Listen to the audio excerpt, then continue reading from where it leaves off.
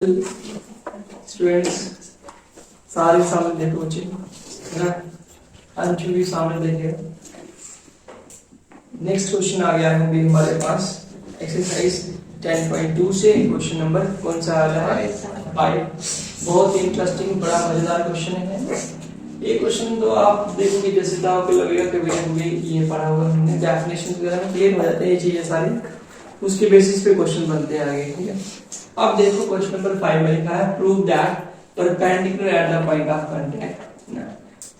हमें प्रूव करना है कि perpendicular at the point of contact okay to the tangent to a circle passing through the centre. अब इतने सारे का मतलब आपको यहाँ पे परपेंडिकुलर दिखाई दे रहा है, टेंजेंट दिखाई दे रहा है, पासिंग थ्रू द सेंटर दिखाई दे रहा है, बस इतना काफी है। इसने बोला कि पॉइंट ऑफ कांटेक्ट के ऊपर, पॉइंट ऑफ कांटेक्ट कब बनता है जब टेंजेंट सर्कल को एक पॉइंट पे क्या करता है इंटरसेक्ट करता है, तो उस पॉइंट को क्या बोलते हैं पॉइंट ऑफ कांटेक्ट। उसके ऊपर अगर हम परपेंडिकुलर बना रहे हैं, परपेंडिकुलर ड्रॉ कर दें, परपेंडिकुलर मतलब 90 डिग्री वाली लाइन ड्रॉ कर दें, तो कहां से पास करती है सेंटर से। कहां से पास, पास थ्रू द सेंटर। समझ रही है? तो थ्योरम 10.1 ने हमें बताया तो था कि angle between radius and tangent at the point of contact is 90। इसका मीनिंग ये हुआ कि जो पॉइंट ऑफ कांटेक्ट होता है वहां पे जो रेडियस ड्रॉ होती है वो क्या होता है परपेंडिकुलर होता है, और रेडियस हमेशा ही कहां जाती है सेंटर जाती है। कहां जाती है सेंटर। तो वो डेफिनेटली कहां से पास करेगी सेंटर से पास करेगी। पता तो है, बस लिख के बताना है। ठीक है, ये मतलब सॉल्व करने वाला क्वेश्चन नहीं, सिर्फ बताने वाला क्वेश्चन है कि ऐसा है। ठीक है, तो सबसे पहले हम बात करें इसके सॉल्यूशन। तो इसमें हम लिखेंगे गिवन। ये गिवन में हमें क्या दे रखा है। ठीक है, गिवन में हमें क्या दिया होगा देखो जरा ध्यान देना। एक सर्कल है ना, लाइक दिस, बात करें प्लीज। सेंटर मान लो O है, यहाँ पे हम लोग क्या करेंगे टेंजेंट ड्रॉ करेंगे। क्या ड्रॉ करेंगे बच्चे टेंजेंट। टेंजेंट ऐसे ड्रॉ कर सकते हैं लाइक दिस, ये पॉइंट x और ये वाला क्या हो जाएगा बच्चे y, और ये क्या हो गया P, P क्या हो गया पॉइंट ऑफ कांटेक्ट। उसके बाद यहां से O से जब P को मिलाएंगे तो ये क्या बनेगी रेडियस, और हम जानते हैं angle between radius and tangent कितना होता है 90। अगर ये एंगल 90 है तो ये क्या हुआ परपेंडिकुलर हुआ, और ये परपेंडिकुलर जो है वो सर्कल की क्या हुई रेडियस हुई, और रेडियस कहां से पास करेगी सेंटर से पास करेगी। हो गया प्रूफ, लेकिन लिख के बता बस। ठीक है, क्या करेंगे लिखेंगे एक्स वाई है ना इज ए क्या है पता जल्दी से टेंजेंट है ना to the given circle at point, कौन से पॉइंट पे कट कर रहा है वो लिख दो। ऑल्सो यहां पे ओपी क्या है इज द क्या बचे रेडियस, इसका रेडियस है ऑफ गिवन सर्कल राइट। चल रहा था। उसके बाद ऑल्सो चलो आगे चलते हैं टू प्रूव में। करना क्या है टू प्रूव। टू प्रूव में क्या करोगे बताओ perpendicular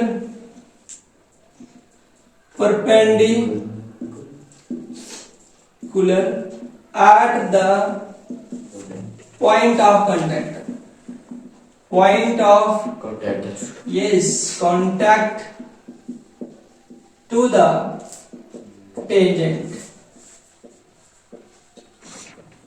passes through the center, passes through the center। ठीक है, passes through the center। अब देखो परपेंडिकुलर यहाँ पे लग रहा है ओपी, क्योंकि angle between radius and tangent at the point of contact is कितना 90। ठीक है, इसका मतलब याद रखो दैट इज, इसका मतलब क्या होगा OP passes through the passes through the centre, sorry. उसके बाद आता है प्रूफ। इसका प्रूफ करने के लिए हम लोग क्या करने वाले हैं, थ्योरम 10.1 का स्टेटमेंट लिखेंगे। वो क्या है, as yes we know that, since करके लिख सकते हैं, जो भी लिखना है हम जानते हैं। क्या याद करने से कुछ नहीं, एंगल बिटवीन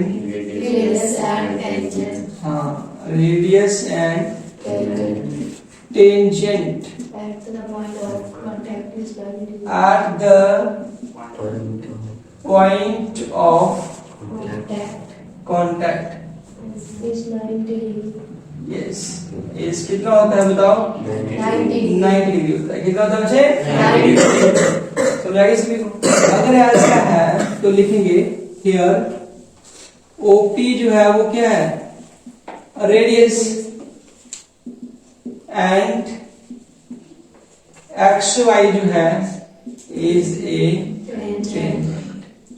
अगर ऐसा है तो एंगल कौन से वाला, एंगल ओ पी एक्स या फिर ओ पी वाई, दोनों कितने 90 डिग्री। ये भी तो एंगल 90 होगा और ये भी क्या होगा 90 होगा। क्लियर हुआ। इसका मतलब हुआ OP is a क्या, परपेंडिकुलर ऑन किस पे, x। OP is a perpendicular on किस पे, xy, and is also a radius of given circle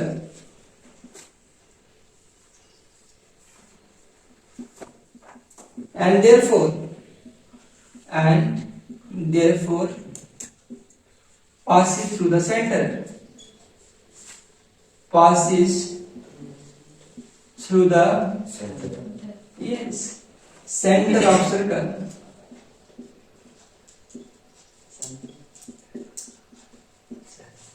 हाँ, सेंटर ऑफ सर्कल लास्ट में है आंसर।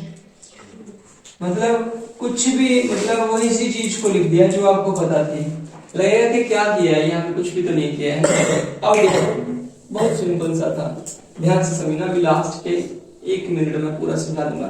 था क्या क्वेश्चन, क्वेश्चन में ये था कि पॉइंट ऑफ कांटेक्ट पे, पॉइंट ऑफ कांटेक्ट कब बनेगा, जब ये टेंजेंट होगा, है ना, ये लाइन टेंजेंट होगी।